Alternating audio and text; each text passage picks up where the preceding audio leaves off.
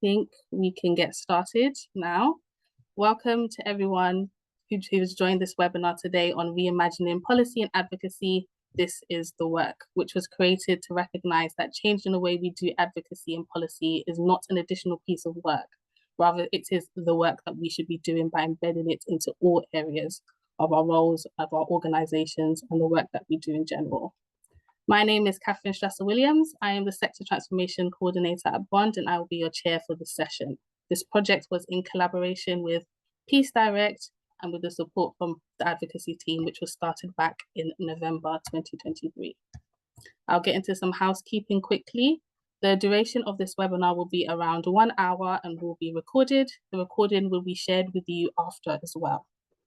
To ensure accessibility, we have captioning turned on. To see the captions on your screen, please click the CC button at the bottom of your screen.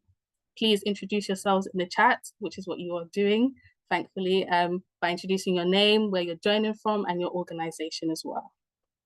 The format of this session will be a conversational style webinar where we'll be asking speakers some questions on the work they've been doing, and we'll also be asking them questions you may have for them too.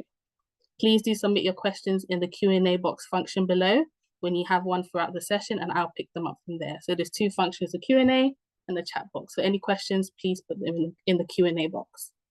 If you want to message the host and panelists separately, you can do that in the chat box by selecting hosts and panelists instead of selecting everyone. Today, I'm joined by three lovely speakers: Lena Biru, who leads our decolonisation and anti-racism work at Bond; Kit Dory, the Policy and Advocacy Manager at Peace Direct; and Lorianne Robinson, the Director and Founder of the Advocacy Team. It's great to have you all join today and to explain more of the work that we've been doing. We'll be sharing some slides on the screen as well in case you want to read along. I think we can get started now. The first question I'd like to ask these speakers is, how did this work come about? What sparked you all to come together to do this work? I can start off with Lena. Thanks, Catherine, and thank you everyone for joining this webinar. A really great question, and we were just talking about it briefly just before we started, because obviously we're three different organisations, and I think we'll hear more from Lorianne and Kit after as well. In terms of other work that we're doing, Bond, we've been leading the work on supporting our members and the wider membership on anti-racist practices and what does it mean and how does it connect to the conversations that have been progressing and increasing over the last few years on decolonisation. And we were thinking about the Charity So White blog that was put out in 2020, which was called Policy So White, and how it recognised that there was an imbalance of kind of diversity of people who were in policy and advocacy roles across the UK international development sector. And so we wanted to make sure that there was support for this area and these functions, because we know historically it's not a function that gets huge amounts of support when we think about changing the ways that we work and our organizations.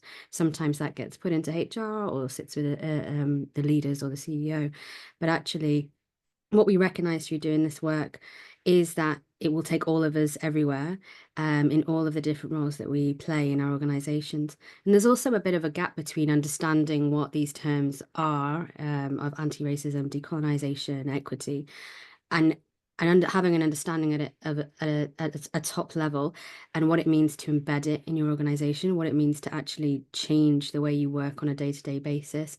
And so we wanted to try and bridge that gap here. So this kind of came about because Kit and I were talking, and we were very aware of the amazing work that the advocacy team has been doing, and Lorianne, and we thought that it would be a really great project to collaborate on, with our reach, but also our knowledge that we had, lived experience, and to co-create something with people who work in policy and advocacy to make sure that we were being intentional about the way that we were working, and to build something, some support for those functions that could actually really help them and be practical. So I'll stop there if Kit and Lorianne want to. Thank you, Lena. Kit. Yeah, maybe I'll just add to what Lena said. So this initiated, as Lena mentioned, from a series of conversations that we had probably beginning just about 2 years ago, and then culminating in the beginning of the actual project itself about a year ago. And to say a little bit about Peace Direct, for those not familiar, our focus is on changing the system to support local peace builders working in their own context. In the last few years, we've had a much more explicit focus on issues of structural racism, of decolonisation, and we produced a series of reports on that topic, looking at different angles, including partnerships, peace building in general, and so on. And we were in communication with Lena and Bond over the similar work that they were doing on the topic of anti-racism, on the topic of decolonial approaches to development. And we were aware that those two different conversations about structural racism and decoloniality and interpersonal racism and inclusion in the sector were not necessarily always interlinked, and they weren't always engaging policy and advocacy leads within different NGOs. This seemed like a big gap to us, because besides CEOs and besides leadership in our different NGOs and charities, they're the ones who may have the most influence, the most engagement with decision makers, with parliamentarians. Internally, policy advocacy teams may have a lot of influence on strategies and so on.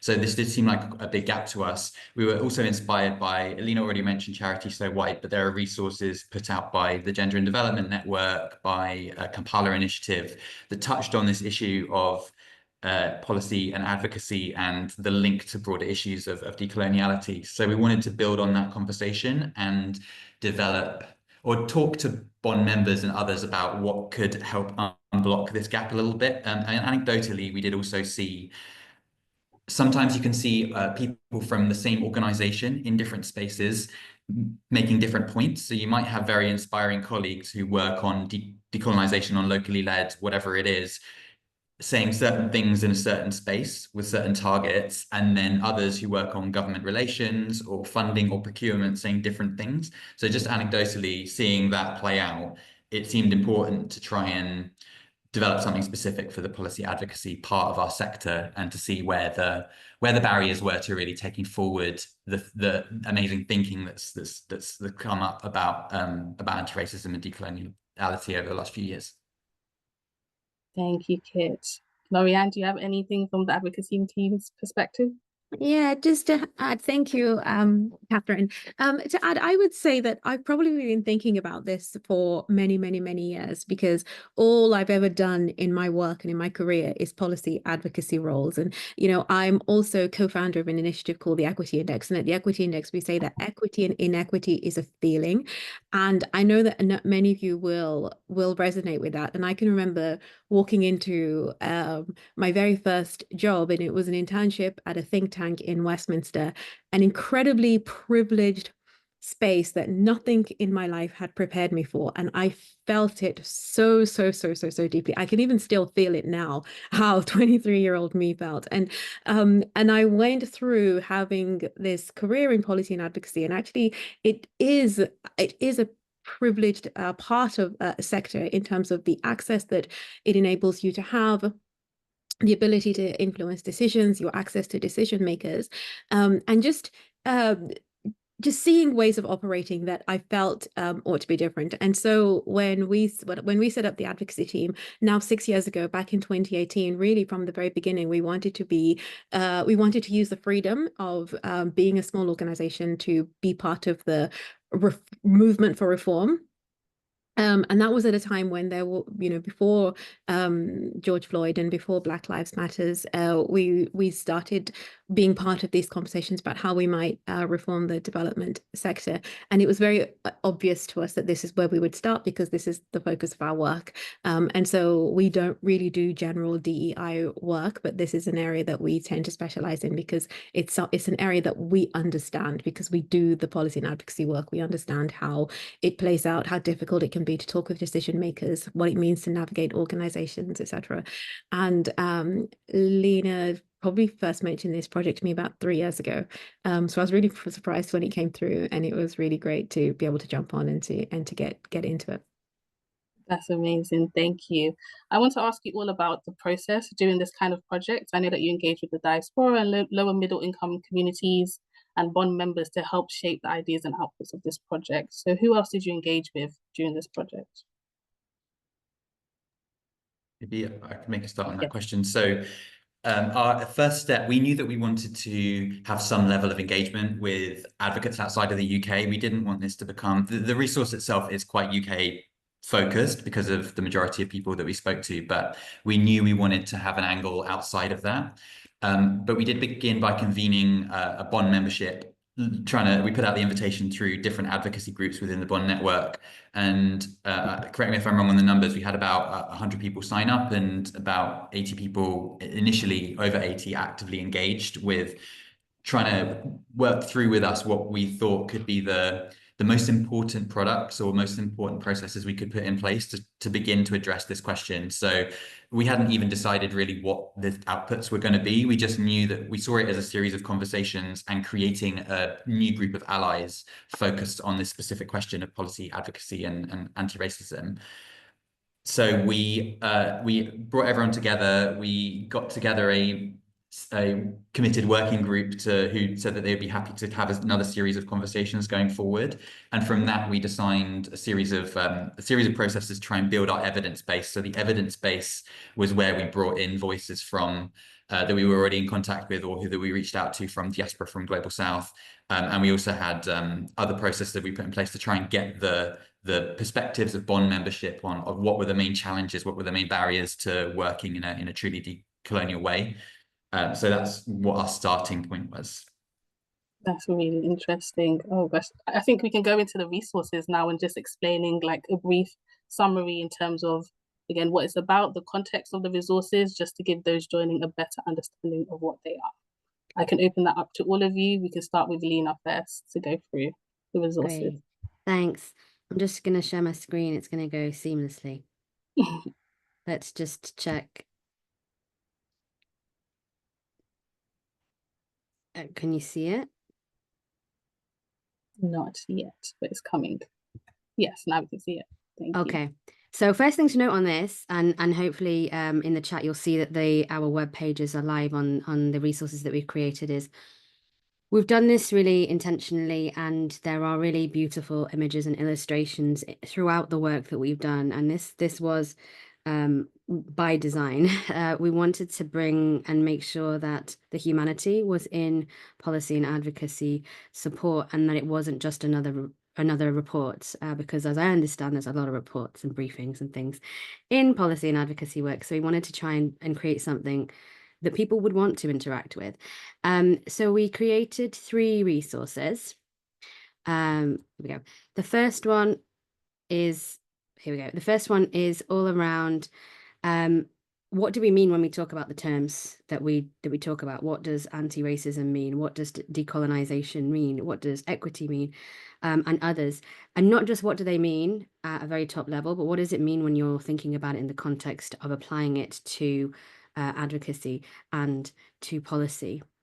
And so in the resource pages that you'll find on the Bond website, we do take you through the thinking around it. So building on existing work that already has happened from Gadden and others, because we recognize we're not just starting at point zero here, and we want to stand on the shoulders of others who have done this work as well. So thinking about what exists already, we have proposed, and with the working group that Kit talked about, we proposed specific definitions for some key terms that relate directly to policy and advocacy. And so they are in the web pages that we have published.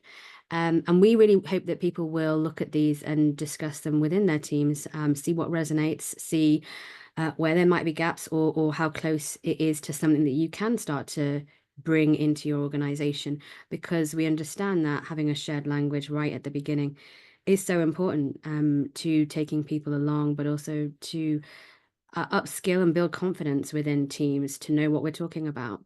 The second, so the first resource is around definitions and is also including a framework, so a step-by-step guide of how policy and advocacy teams can start to have these conversations in their organizations. The second resource is summaries of a lot of activities that we did. So Kit talked about having a working group, but one of the things that we were really keen on is making sure that this work was centering the people who are impacted by it, and that included diaspora, as you said, Catherine, and low and middle income country communities. So there were a number of interviews that were done right at the start to talk to people, talk to these communities about what they wanted to see change in the way that we do policy and advocacy in the UK. Because we don't know everything. And so we wanted to make sure that this was rooted and grounded in the communities that it affects. So we have some findings that we share in this resource, and we also have survey results, which we put out. So from a survey that we put out to policy and advocacy staff, asking staff, what are the challenges that you're coming up against in your organizations? What are the barriers? And trying to surface them. We share that. And the third thing that we share in this resource is a summary of a roundtable that we did, which was just one of the biggest things that I'm proud of, and couldn't have done it without Lorianne and Kit and Catherine, with policymakers. It's quite an amazing idea to have had a roundtable with policymakers from the UK, like from the government, discussing decolonisation and anti-racism. So you'll find out how we got on with that in this resource.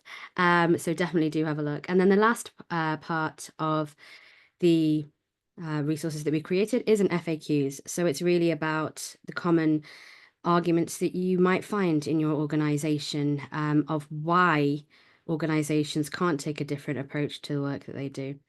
It's not easy. None of this is easy. And a lot of it is around awareness raising and educating, and being able to have the conversations that we need to, so that everyone can feel like they have access to the same information, they can get on the same page.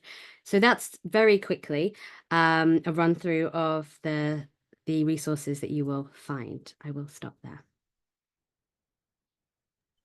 Thank you, Mina. That was a really helpful summary. Kit and Lorianne, please chime in if you have any as well thoughts on the resources that you'd like to share with everyone. I think the Q&A chat is disabled. If we can open it up just so we can get some questions in from the attendees. But Lorianne and Kit, if you would like to say anything on the resources, please do. I can go. I would just add two things on the resources. Firstly, when we started this project, we said, there's no way we're going to do a toolkit. There's no way we're going to do this. You know, the resources really came from the working group. This is what they said that they wanted to see. They told us, like, there is no clear definition. We don't fully know what it means. So their resources were developed and guided by the working group, who also gave us feedback throughout to make sure that, as far as possible, it was as accessible as possible. So, and as with anything, they are resources. They can sit on the Bond website, or they can be a tool. So it would just be encouragement for people to take the time, go through it, bookmark it, and really use it as you're going through your work. Thank you, Lorianne. Kit, anything from you? Yeah, I think just to reiterate, I think we had this direction set to us from the people that we spoke to, from the different groups that we spoke to, and we wanted to authentically sort of take the spirit of that and produce a series of outputs, so that if people were identifying this as a gap, we could hopefully meet that gap as far as possible, and then from now on, almost you could say that there's no excuse not to have these conversations internally, have an answer to the sorts of questions that might, or pushback that might be put to you if you're challenged by someone externally or even internally. So we have a series of things that people can work with. You know, it doesn't answer everything, but it's a starting point to spark conversation and to change some of the assumptions we have and the processes that we have in our policy advocacy work that might hold back a genuine conversation and a deep sort of assessment of what the problems are and why we can't take this work forward as much as we'd like. Thank you. That's really interesting. I'm just picking up on resource 2. I know that we conducted 5 in-depth interviews with the diaspora and low middle income communities, and also surveyed 40 policy and advocacy staff members to capture the perspectives and experiences of policy and advocacy staff working at all levels in development. And some of the findings were that the majority of respondents felt pushback from peers and INGOs of having been deemed too activist. So in terms of these findings, was there anything that stood out to you, Lauriane, in terms of what came out of those qualitative and quantitative findings? The things that came out of the initial set of interviews, which was our starting point with people from diaspora LMIC countries who wanted to participate in this work, it showed me that they were also thinking about these issues. They were also thinking about this unique role for policy and advocacy staff, that it was just real encouragement to that this is a really important piece of work that had backing, and also an encouragement to, in some ways, go further. And they were thinking about some issues and some aspects of this agenda that we were not thinking about. So that was yeah, it was an important part of the process, and it was encouraging and surprising in some ways. I think the survey that we completed with the policy and advocacy staff, some of those results were surprising because I think it was much more positive than I would have expected. So again, I would encourage people to go through that resource in particular and to ask those questions about to what extent that it resonates with you and with your organization. But actually that overall, those resources, the survey that we did with policy and advocacy staff, felt that people felt their organizations were making progress and doing work.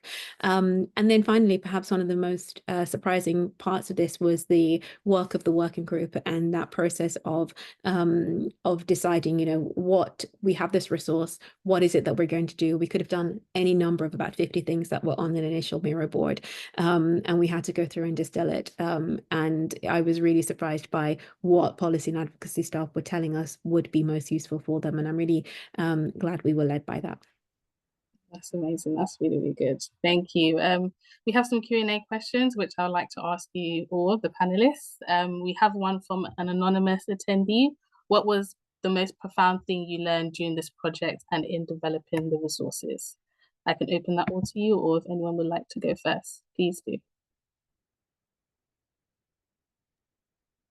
Probably, I mean, the most profound thing for me builds on the survey findings that Lauriane was just discussing. So as we saw, the different makeup of the people we were, whose perspectives we were accessing through the survey meant that they were generally potentially more positive about their organization's role in advancing decolonisation, anti-racism. There were some practical challenges that they identified to say, we don't have the resources, we don't know what to do, et cetera, but there was also hints of, or examples provided, where people showed that they were experiencing pushback in their organizations. Often there were these kind of standard arguments like, while we support locally led, or I'm not trying to equate all the things, but sometimes these things can be treated together. While we support locally led or anti-racism or decolonisation, it's just not realistic. We can't bring that up with policymakers because they're going to push back, or we won't get access. There were other issues that were identified, that we need to advance our own agenda, and this is we can't be focusing on this because it's not related to the work we do. I think that was surprising to me, or at least to see it kind of presented in the surveys, these examples of people feeling internal pushback, even in a lot of our NGOs who do commit externally to say that they are a decolonial organization, or they are trying to address these structural issues. In practice, when it comes to the advocacy work, when it comes to that interaction with policymakers, there is this internal pushback. And so what we wanted to explore more in the work we were doing was, how much of this is really true? Is this just how advocacy needs to be done? Because this is a very real barrier. If you raise decolonisation once in a meeting, you're never going to get invited again. Or is it a kind of imagined story about how we do advocacy? Is it actually based on something empirical? And I think the reason why we wanted to focus one of our main resources on the FAQs was to give people, even at junior or mid levels in an organization, to say, here's the kinds of things you could be thinking about and arguments you could be making to push back against some of this, because we don't know whether, we haven't really tested that theory about whether pushing for a truly anti-racist sector is actually going to not be possible, or whether it is going to be possible. So that was something that came out of the survey a little bit, but that we then looked into in more detail in the work going forward. Thank you, L'Oreal. Thank you. And also to add to what Kit has just said, like not to approach this work from a negative or to think about it in terms of a deficit, but also to be thinking about, well, how does working differently strengthen advocacy? You know, I think it opens up both a whole new set of voices, which might be way more authentic, credible, to be able to advocate and influence with decision makers. I think it opens up many more avenues for the development of policy positions. So rather than just looking at World Bank evidence and desk research, you know, opening up the methodology for how organizations come to their policy positions.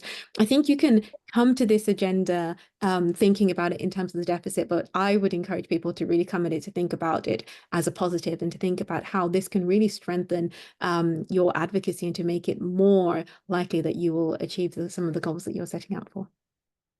Thank you both. I think it's really important how the FAQ resources help to address those kind of concerns in terms of terms like decolonisation and anti-racism being seen as still too radical or could potentially harm relationships with policy influencers.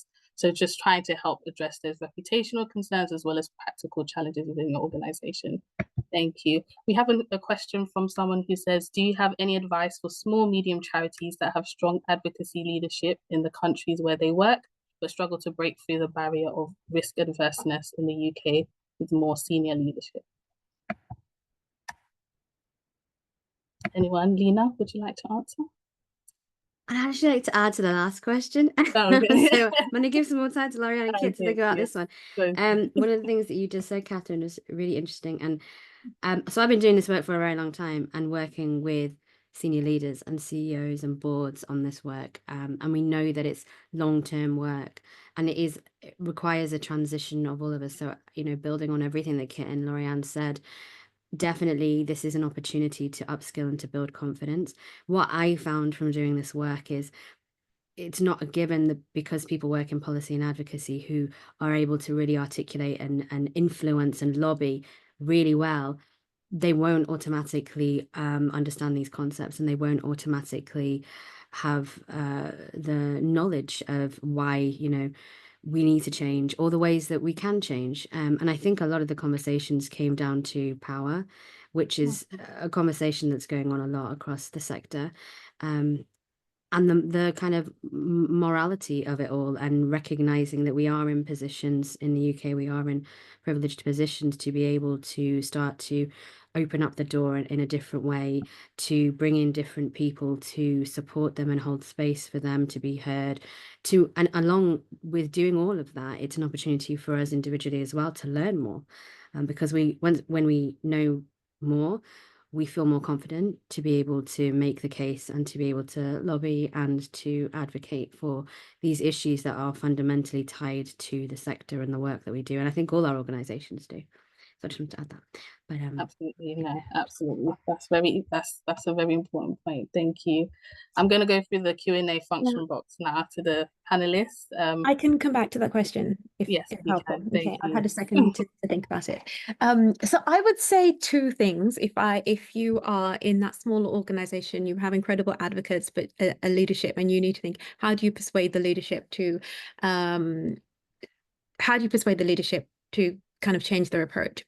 And a few weeks ago, I had just the privilege of supporting a mission with the Global Partnership for Education, who are our clients. And we had a former Minister for Education from Senegal, Mr. Thiam, who was in the UK, and I organised a whole series of meetings in FCDO, with civil society, in Parliament, with him. And in one of those meetings, at the end of the meeting, the Member of Parliament took him not only on a tour of Parliament, but inside the visiting gallery, where we sat and listened to David Lammy's presentation on the Chagos Islands. And it struck me that in all the years that I've been coming into Parliament, I've never once had that invitation. And the reason why is because the MPs recognized and respected his experience, his authenticity, his legitimacy, that he had experience and perspectives that I could never have shared. So I think that I would be saying to those leaders, like, you are missing out on the opportunity to have the voices that this particular government most wants to hear from. And then, so that would be the first part. And the second part is about reimagining your role as advocates in the UK. And that changed. My role was really a facilitative one. My role was to prepare Mr. Tiam for the sorts of questions that he would get, for the structure and the culture that he would encounter. My role became one of facilitation. And I think as advocates, our role can shift, but that doesn't mean that we don't bring something that's really important, that's really unique. We understand the political context better than, we can own that. We are the best experts in the political context here in the UK. We can own our understanding of the people that we're going to engage with. It's a two-way process. It's not one or the other. No one is saying that you have to go away. But I think that would be my message. It would be about reimagining the role of the organization and as the leaders in that organization, so they're a part of it, but also that, they are missing out on opportunities to really strengthen relationships, build relationships, and to influence, which is ultimately what they're here for. Thank you so much. Do your speakers would you like to interject or add any more? Any speakers? No, thank you. Thank you, Lauriane. We can move on to a question from Theo Clay. He says, how much do you see organizational capacity and funding as real constraints for advancing this work, and how much is it used as a distraction from the real steps organizations can take? I think that's a really great question, Theo. This work needs funding. Lauriane can tell you about initiatives around the world and voluntary ones that I'm also in. The lack of funding means, it's interesting that you think that the lack of funding means that you can't progress an agenda, and it definitely requires resource and investment and, multi-year, long-term, not at least for the people who are engaged in it, who are working on these agendas with lived experience, and to engage with those diaspora and low middle income countries and communities for their time, for being able to ensure that they have everything they need to participate in this conversation, which will in turn inform your own organization, your own work. All of that needs to happen. But you're absolutely right. I'm not going to say it's a distraction. It's not a distraction. It's actually a priority. Funding needs to be put into this area of work, because we know that will hopefully shore up resources, capacity, time for people to be able to work on this agenda, which can be embedded in strategically across organizations' work and be a vessel for bringing people along as well. At the same time, there is so much information on the internet. There is so much information in so many books. And now you have more resources, which you can, it costs nothing for you to go onto the Bond website and have a look at these resources and assign one of your team meetings to discussing these things. There is so much that you can do, but that must go hand in hand with commitment and recognizing that these can be sticky and challenging and charged conversations if you don't feel comfortable in them.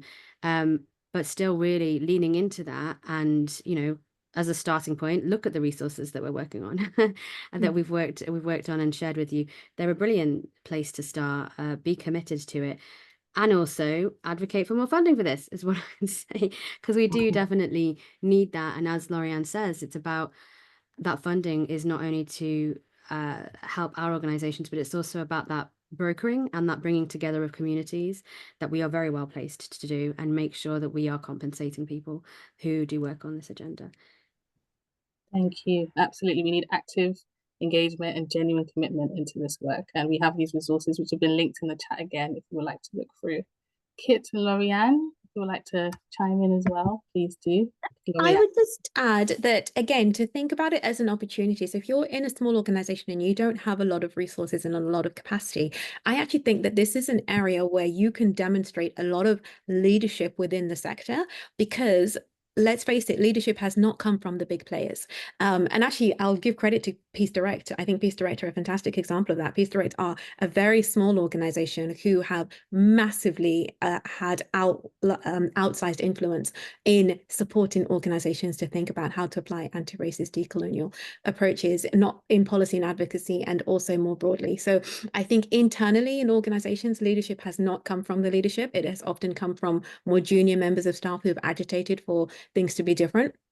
And I think within the sector, leadership has not necessarily started with the big, most powerful, most well-resourced organizations. So I think Lena's right. That's not to say that this work should continue being under-resourced, because being under-resourced means that it takes longer, and it's you have all the risk around burnout, and it means that we could be more impactful more quickly if it was properly resourced. But it is also, I think, an opportunity for smaller organizations who do not necessarily have those resources to really jump on board and to demonstrate what's possible. Thank you, Lorianne. Kit. Yeah, thank you, Lorianne, for the. I was just smiling coyly in response to your compliment there, but I think it's a really good point in general that funding is important. As Lena was just underlining, I think it is essential, but it isn't necessarily a barrier to being braver and making or bringing forward the points and the issues that we're discussing in these resources. Because if your organization is already embedded in certain spaces, or even if you're smaller and more scrappy in the way that you do advocacy, that there's still opportunities for you to raise this. But I would also want to recognize that there are genuine barriers. It may not be for individual advocates working in the sector, it may not be specifically the funding that's the main issue or one of the main issues, but potentially the incentive structure about how we define success in our organizations. I think that there's very little incentive for me working in international development advocacy to go to my manager and say, oh, there was this really good opportunity to access a minister or influence in a policy discussion, but I decided not to take it because I decided that I wouldn't be the right person, or I decided not to push for our specific organization's issues because it didn't seem like the right space, or because we wanted to platform another voice. That is not really built into our incentive structure, because we work as individual organizations trying to advance our own causes. So there's something there around the incentives for the kind of work we do. And I guess the dream is that we can, with or without the funding, we could shift things enough that there are enough people in the room raising these arguments, making these points, so that you don't feel exposed if you're the one or two people raising it, especially if you're one of the few non-white people in the room and you feel like it's all on you to raise it. That should shift. And with the funding might help build awareness and action across the sector, but there are things that we could definitely do already within the work that already is ongoing. Thank you, Kit. Thank you all for your responses. We have some questions that we'll go through briefly. We have one from Mathilde Chizier. I hope I pronounced your name correctly. If I didn't, I apologize. They said, how would you describe success in the medium long term in achieving decolonisation and anti-racism in the UK NGO sector, especially in policy and advocacy? Please feel free to chime in. Kit. Lorianne? Yeah, Kit. Happy to start. I mean, I think I touched on it just then, in that I think if we see enough of a shift that this is on the agenda of most discussions, that that is being raised with practical examples, how we can decolonize the international development sector and the peace building sector within spaces with all decision makers, or in our policy outputs, in our strategies. So enough people are pushing for it that it doesn't feel exposing, because yeah, I guess that would be the dream. That would be the success point, because then we wouldn't feel like we have to depart from our specific organizational mission, I suppose, to make sure that it's raised in all policy spaces. Thank you. Lena? Yeah, for me as well, I think it would be about our engagement, so that this work isn't, like we said, an add-on. This is the work. So it's at the front of our minds when we think about who is in the room, who are we going to get to be in the invitations that we have with donors or government. But also equally, I would love to see government, within the FCDO, within the different departments, having more of that lived experience, so that this isn't as it feels slightly at the moment, a bit more exclusive, being a bit more inclusive. And I know that they're working on that. And hopefully with this agenda progressing, it will influence them to think differently about translation, about timelines, about engagement with different communities, about seeing us in civil society in the UK as those kind of well-placed to partnership work. And that this isn't such an agenda that's shied away from, but actually, as I said, like more leaned into, and recognize that we're all in this together and we're all part of how we move this forward. So we need to be able to have these conversations so that these aren't just the thing that we don't talk about, but this is the thing that we like jump in both feet to have these conversations around any different policy area. That would be an amazing step forward for me to see. Absolutely. It's a partnership that we all need to be involved in. Thank you very much. We have a question from Romilly as well, from Bonn, Romilly Greenhill, building on your last point, Lorianne, that you mentioned.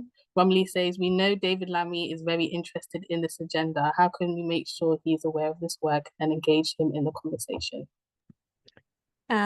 Thank you. Thank you, Catherine, and thanks, Romilly, for the question. I think there are two things. One is what not to do. And it's a comment that we heard in the session with policymakers where the sector was challenged, where they said, decolonization is cool now. It's the name, it's the kind of issue of the day, and therefore lots of NGOs are now just adopting the language of decolonization, and they're now talking about it. But it's no different to the way that politicians and parliamentarians, they've seen NGOs co-opt different languages and then drop them, and then co-opt them and then drop them. So I think they're probably cynically waiting for the decolonization thing to be dropped. So my what not to do would be, I would almost say showing different ways of working is as important as telling. So rather, as important as saying that we want to find ways to have decolonial approaches, actually just thinking about how you apply that and showing that consistently and showing that in the long term, I think will make a big difference. And I think that the work that Bond and particularly Lina has led, from the CEO all the way through to this work in the policy and advocacy space, I think that is applying all of that practically and showing it with policymakers, I think will make a big difference.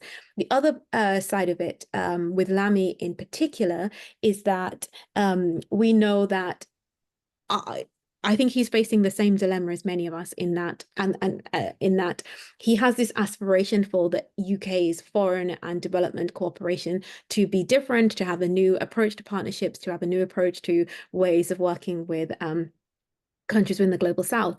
But he doesn't have a kind of blueprint and a program for what that looks like. And I think that there is a piece of work that needs to be done, as our sector often does, which is to kind of articulate a vision for what that could look like, and to articulate a positive vision for how the FCDO can translate that ambition around having a different narrative or a different type of partnership into, how that can translate into different policies and different approaches to development partnerships. And again, I think there's so much work, there's so much kind of thought and intellectual work that's already sitting in lots of different places. And I think Bond already has a lot of that. And I think that's an area where I would love to see Bond leading and in kind of setting out and articulating that, yes, you have this ambition. Well, this is what it means. And here's a 5-step guide, and it's informed by Global South Voices, and it's informed, you're really well positioned to do it. Thank you, Lorraine. I hope that answers the question. We have some more questions, but in the chat box, from Sarah, who says, how do we combine redefining our role with challenging exclusionary language and environments that we're often met with when we meet government officials? For example, the language they use may not be inclusive, and the way that they engage as well isn't. Can we find a way to call this out and challenge them to make a change? Would like to answer, Lina, Kit? No? Lina? Kit? Kit? Yeah, I'm happy to, but I might push back to Bond in a sense. So maybe kind of after I've had an initial go, but I think there are definitely things we should be doing, and Some of that is it within when we get invited to a consultation opportunity or invited to feed in some way to an advocacy an advocacy engagement with government or a policy consultation or something like that, is pushing back on the structure of that engagement. And I feel like too often we tell ourselves that, if you get invited, that's an opportunity and we need to take it. And this is just how advocacy works. It's short term. Unfortunately, it's just going to be in English. Unfortunately, we are not going to have an opportunity to really question the agenda. I think networks like Bond and like others do sometimes have an opportunity to work on an agenda with the officials or ministers teams that they might be working with, and to try and address some of the inequalities or structural issues built into that. So I think there are opportunities to do that. And I think even if you do get to an advocacy opportunity and you find that there are serious issues with the way that it's been organized, for example, well, Sarah mentioned some, but particularly around language, that it's important to keep raising this, even if you think it's going to be risky, even if you think it might come at the expense of whatever point you're trying to make in that discussion. It is really important to show solidarity with the people who are in the room who feel excluded, or the people who aren't in the room, or the issues that aren't even being raised that are particularly essential to raise. So yeah, I mean, networks do have a influential role in that, but I think our organizations, even individually, can have a role in pushing back, and we need to do so, otherwise it just continues. And we can't just see, there need to be some red lines for engagement, more stronger red lines than we currently have for engagement, because otherwise it's just going to keep continuing the way that it is. That would be my answer to that. I don't know if from a network perspective, Lena, you had anything to add to that. So we have a really amazing language guide, which my colleague Mariam put out a few years ago now. If you haven't seen it, it is on the Bond website, and it does give rationale around why we don't use certain terms, and also why we wouldn't, in some circumstances, mirror back language by the government. And really, we're trying to use it, as Lauriane said, as an opportunity to have a conversation about why we won't use the term beneficiaries, because it's about the power imbalances and the connotations that go along with that. So really just thinking about the historical context of things. And language is ever evolving. The language that we used in 2020 is not the same that we used in 2021, is not the same that we're using now. So being open to having these conversations, but really being clear in your own organization. Do you have a language guide? Do you need one? What are the understood terms that you have, and where are there gaps that you need to be able to agree on? And not just the terms, but the why. And then that, first of all, shows you up to have a good foundation of, when you're going into those meetings, like Kit said, to be able to use the terms that you want to use and use them consistently and repeatedly, so that, counterparts and policy decision makers will start to maybe question and wonder why. And also, just one of the things that you will find, I think, in the resources, as Kit alluded to, is about those people who are in the room and actually getting closer to the communities that policymakers should be. All of us who work in policy can be advocating for an extra invite, or to give up our spot at a meeting and suggest someone else who we work with in a different country to be in that meeting. So there are really practical things that we can start to do, which will change the dynamic of meetings, and it will be beneficial to everyone in that meeting to hear directly from communities. So there are a few things there. Absolutely. Thank you both. We've had lots of great questions from those watching. We have one more question, which I think will be great to close on, as we only have 8 minutes left of this meeting. Time has gone by fast. I would like to ask all of the panelists this last question, starting from Lauriane. What do you think about the future of this work, and what you hope to achieve in the long run for advocacy and policy? Thank you, Catherine. I also want to answer Sarah's question, who asked, and she says, how can we ensure that politically sensitive issues like the decolonisation of land in cases such as Palestine are not excluded from the decolonising agenda we promote? Are there red lines that limit our commitment to a fully inclusive approach? And I think that it is a part of the conversation about decolonisation. And if you look at the definition that we proposed in the frameworks, it redirects decolonisation back to that historical that historical process, which was about the people's rights to self-determination and land, etc. So for me, the issue of Palestine is absolutely part of the decolonization agenda.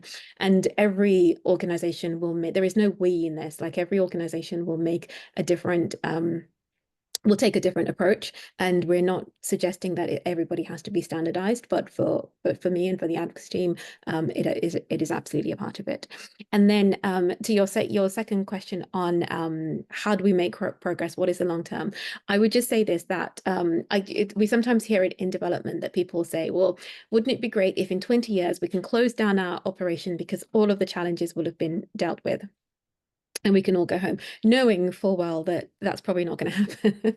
so if that's our benchmark, like it's a reason not to do anything differently. So I would just say reframe that question differently, not because global challenges will still exist in 20 years and they'll still exist in 30 years. The question is, what is our role within those global challenges, and what are the steps that we are taking in the interim to reimagine and to remove ourselves from the process? And so I would say, think about those as your milestone. Like if you're still operating in exactly the same way that you were operating 5 years ago, in 5 years, then you know that's an issue. But there are so many different practical ways that we can be working differently.